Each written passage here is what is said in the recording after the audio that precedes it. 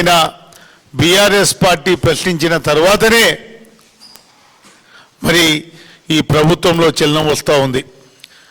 నిన్న నిరంజన్ రెడ్డి గారి నిన్న బీఆర్ఎస్ పార్టీ ప్రెస్ మీట్ కాగానే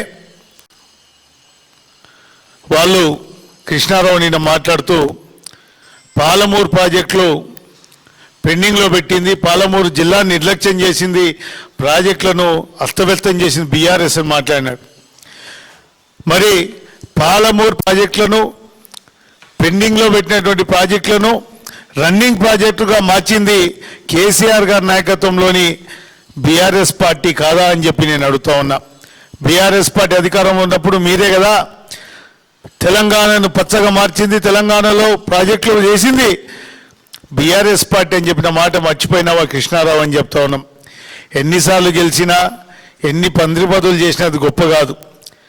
ఎంత అభివృద్ధి చేసినావు, ఎంత శాతం రైతులకు ప్రజలకు మీరు ఏం చేసిండ్రో ఒకసారి చెప్పాలని కూడా నేను కోరుతా ఉన్నా. అదేవిధంగా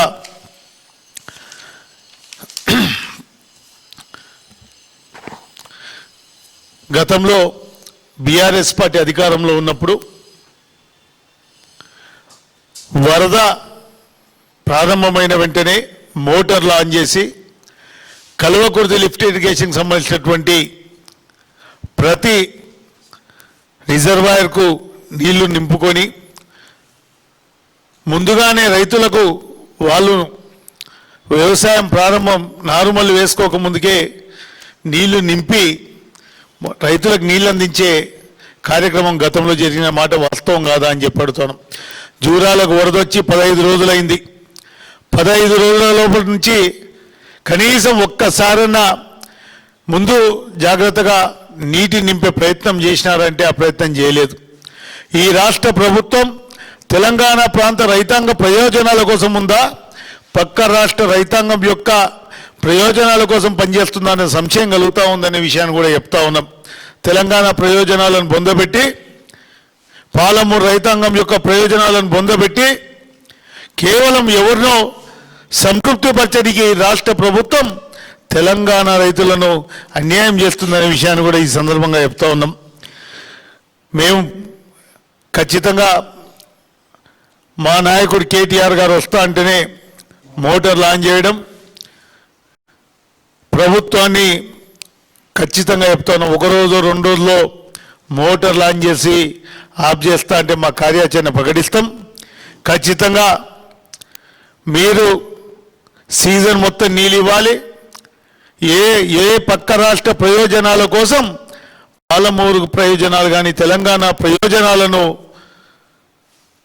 తాకట్టు పెట్టొద్దని చెప్పి చెప్తా ఉన్నాం. మీరు కనుక మా రైతులకు కనుక నీళ్ళు ఇవ్వకపోతే ఖచ్చితంగా కేటీఆర్ గారు మళ్ళీ కార్యాచరణ ఉంటుంది, కేటీఆర్ గారు వస్తారు. ఖచ్చితంగా పాలమూరు జిల్లా రైతాంగానికి సాగునీరు ఇచ్చే వరకు బీఆర్ఎస్ పార్టీ పోరాట దీని రాజకీయ కోణంలో కాకుండా ప్రభుత్వాన్ని విజ్ఞప్తి చేస్తా ఉన్నాం. రాజకీయ కోణంలో కావద్దు, ప్రజల కోణంలో రైతాంగం యొక్క కోణంలో చూడాలని చెప్పి డిమాండ్ చేస్తూ ఉన్నాం.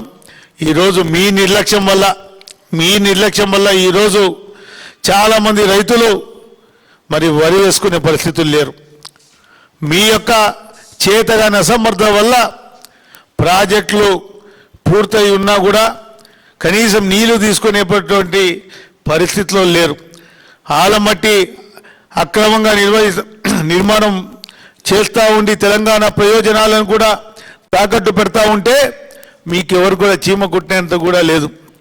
మరి కృష్ణారావు గారు ఎన్నిసార్లు చేసిండ్రో కానీ కొల్లాపూర్ ప్రజలకు మీరు చేసిన అభివృద్ధి ఏందో ఒక్కసారి ఎన్నిసార్లు గెలిచి మంత్రి పదవులు చేయడం మంచిదే, మేము ఎవరం కాదనం, కానీ నువ్వు చేసిన అభివృద్ధి ఏందో ఒకసారి చెప్పాలని కూడా డిమాండ్ చేస్తాం. కనీసం కొల్లాపూర్ నియోజకవర్గంలో నిన్న బీఆర్ఎస్ ప్రెస్ మీట్ తర్వాత రైతాంగానికి నీళ్ళు వస్తున్న మాట వాస్తవం కాదా?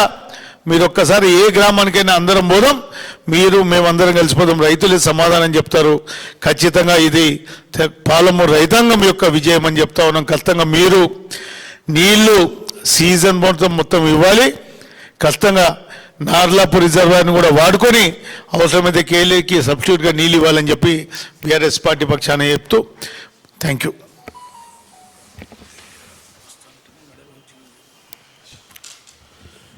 మిత్రుడు హర్షవర్ధన్